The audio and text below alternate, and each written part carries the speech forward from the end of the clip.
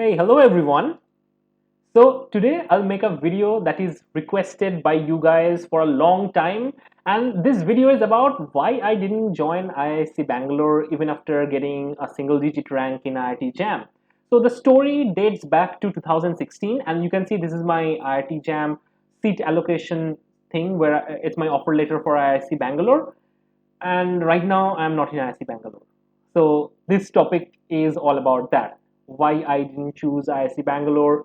Is there any problem at all? Or is there any other reason for that? And currently I'm in TIFR and doing my PhD there. So why I didn't choose Bangalore, right? So many of you guys have asked this question. That's why I thought I really should clarify the reason behind it. So many of you guys are thinking that I must be saying, no, IISc Bangalore, not a good institute, or there is some problem associated with it. And let me clarify on the first note, nothing like that, okay? Nothing like that. So I'll tell you about the whole process and whole criteria. So stay tuned till the end. It might also help you while you have multiple options and you need to choose. So Indian Institute of Science is one of the best institutes, not only in India, but also it's recognized globally, right? So it's pretty good institute. And these are the biology faculties or subdivisions of biology faculties. There is biochemistry department, which is one of the oldest department in India, and the molecular biology unit. That's one of the best place for doing structural biology and many other molecular biology related projects. And in fact, IISc PhD students, they prosper in their life no matter what comes in their way. So IISc Bangalore is a wonderful place to do your PhD. But here the reason is more personal than the positive or negative side about the institute. I'll tell you why. So I was confused between these choices. So when I gave the exam, I got offer from all these institutes, which includes IISER Pune, TIFR, NCBS, IISc Bangalore, and obviously IIT Bombay. But why I chose TIFR over IISc was based on these facts. So first of all, I looked at my research interest, whether it is matching with the scientist research interest or not. And I found out one professor is doing a particular research that directly matched to the thing that I wanted to do. So it's like a 100% match. In simple word, it's like a Tinder game. So if you have overlapping interest, then you might have a match. So it's like that. So that's the first and foremost criteria, that I was driven more towards research than focusing on research institute. And I think people should do that. They should focus more on the lab, the group that is doing the research, than where this group is situated. So what makes you a scientist is the aptitude, it's the environment. Doesn't matter which institute you are in. Obviously, studying in these kind of premier institute is the dream for many people, including me. Now, there are other factors that led me towards my decision, and I went to TIFR because of these factors. So, how much fellowship I should get? Frankly, more or less, you would get the same fellowship in any institute in India. So TIFR is DAE funded, whereas other institutes might be CSIR funded. So I looked at, or I heard from many people that CSIR institutes, they have problem with fellowship allocations, and fellowships are obtained, but there could be some delay. And I didn't want that. So I wanted an institute which would pay me fellowship, and I didn't want to give CSIR net.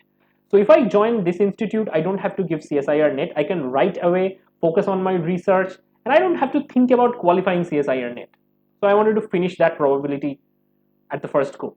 And I'm getting decent amount of fellowship. So why not?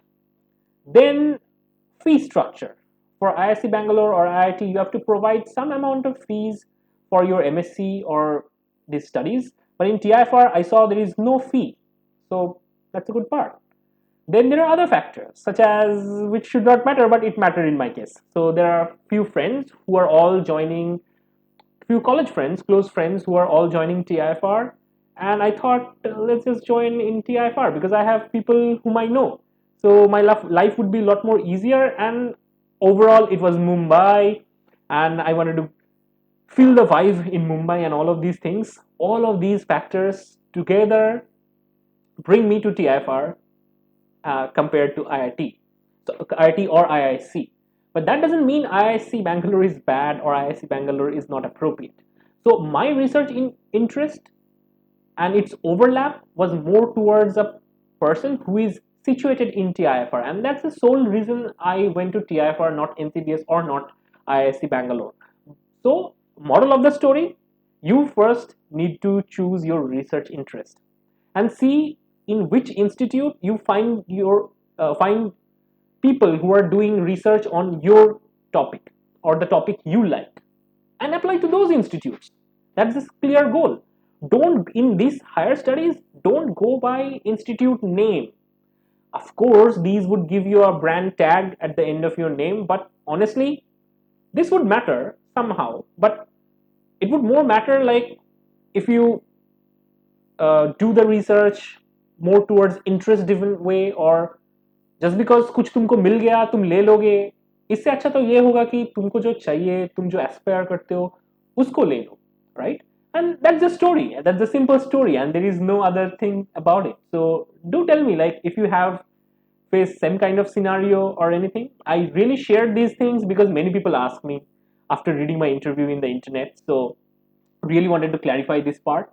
Both TIFR, ISC, and all the institute which are providing some amount of uh, research program, all of them are great in some aspect of the other. So we need to understand that it's the people who are doing the research, not the institute who is doing the research, right? Obviously, there are a few factors to consider, like funding, like other safety and other things, which I would be covering in a different video. But do let me know whether this video was useful or not, whether you learned something from this experience or my lifetime experience. And honestly, I still think these days I should have gone to Bangalore. Mumbai is too costly, etc., etc., etc. But honestly, life has its own way, and I chose my path, and nobody forced me to choose any path. So I'm okay with that. Okay, with that, I will say goodbye to you guys, and thanks for listening. Bye, guys.